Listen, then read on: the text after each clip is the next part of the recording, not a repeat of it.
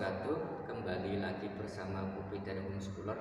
Nah, pada pembahasan sebelumnya telah dijelaskan bagaimana seorang Isaac Newton menjelaskan interaksi antara dua partikel atau lebih, di mana interaksi itu nanti akan menghasilkan gaya tarik yang kemudian dikenal dengan istilah hukum gravitasi umum Newton. Nah, jauh sebelum era Newton, ada 3 astronom yang berhasil mengubah paradigma lama kuno, ya. Mengubah paradigma kuno, ya. Nah, di mana bumi pada waktu itu orang-orang masih beranggapan bahwa bumi adalah sebagai pusat dari tata surya. Nah, 3 orang itu adalah, yang pertama adalah Copernicus. Jadi Copernicus ini berhasil membuktikan bahwa bumi bukan pusat dari tata surya, tetapi yang sebagai pusat tata surya adalah matahari. Artinya planet termasuk bumi itu berputar mengelilingi matahari.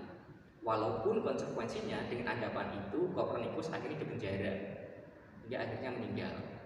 Nah, kemudian yang kedua adalah Brahe. Era setelah Copernicus adalah muncul astronom baru namanya Brahe. Brahe ini berhasil mencatat, ya, secara pasti posisi-posisi planet-planet, bintang-bintang.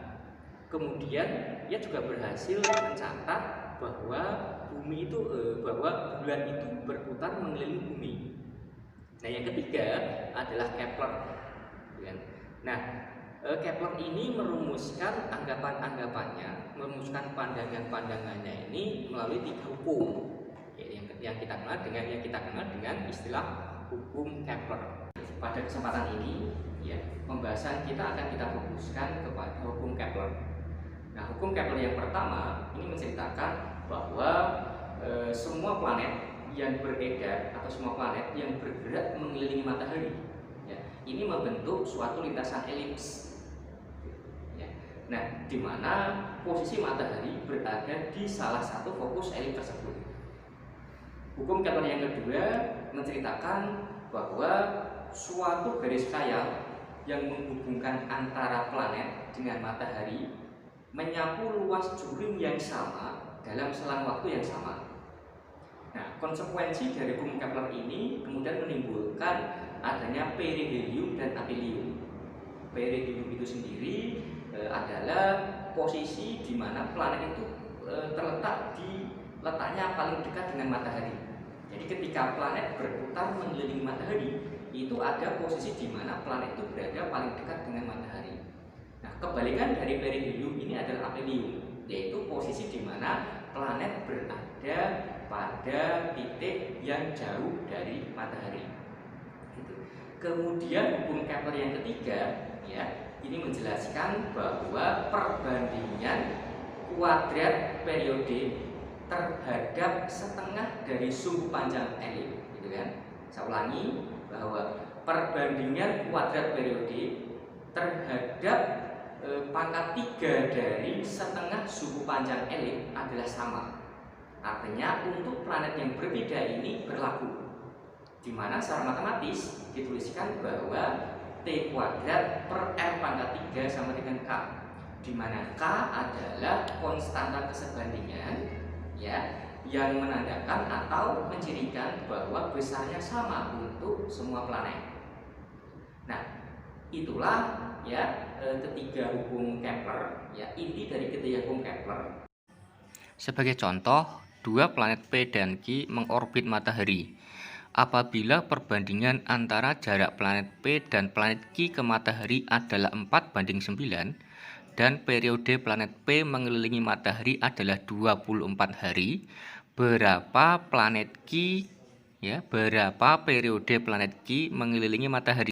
Nah, pada soal tersebut kita dapat menggunakan hukum 3 Kepler untuk menyelesaikan permasalahan itu, ya.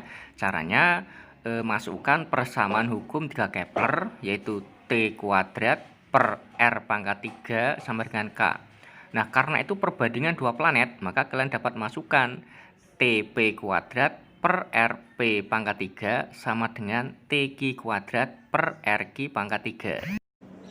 Kemudian kita dapat memasukkan variabel-variabel yang bersesuaian, yaitu 24 kuadrat dibagi 4 pangkat 3 sama dengan TQ kuadrat dibagi 9 pangkat 3. Selanjutnya, kita dapat menyederhanakan bentuk persamaan itu, yaitu menjadi 8 kali 3, kemudian dipangkatkan 3 di dalam kurung dulu, dibagi dengan 2 kuadrat pangkatkan 3, karena 4 itu adalah 2 pangkat 2 sama dengan TQ kuadrat dibagi dengan 3 pangkat 2, terus dipangkatkan 3. Kemudian kita dapat sederhanakan lagi bahwa 8 itu sama dengan 2 pangkat 3. Maka kita tulis 2 pangkat 3 dikalikan 3 ya, dalam kurung pangkat 2 dibagi 2 pangkat 6 sama dengan TQ kuadrat dibagi 3 pangkat 6. Maka hasilnya 2 pangkat 6 dikali 3 kuadrat dibagi 2 pangkat 6 sama dengan TQ kuadrat dibagi 3 pangkat 6. Nah, 2 pangkat 6 per 2 pangkat 6 itu hasilnya 1, sehingga secara sederhana akan menghasilkan 3 pangkat 2 dikali dengan 3 pangkat 6 sama dengan TQ pangkat 2. Nah, kemudian dengan menggunakan aturan perkalian bilangan berpangkat didapatkan 3 pangkat 8 sama dengan TQ pangkat 2, sehingga TQ sama dengan akar dari 3 pangkat 8, maka hasilnya adalah 81. Sehingga kesimpulannya periode planet Q mengelilingi matahari adalah 81 hari. Oke ya, bisa dipahami ya.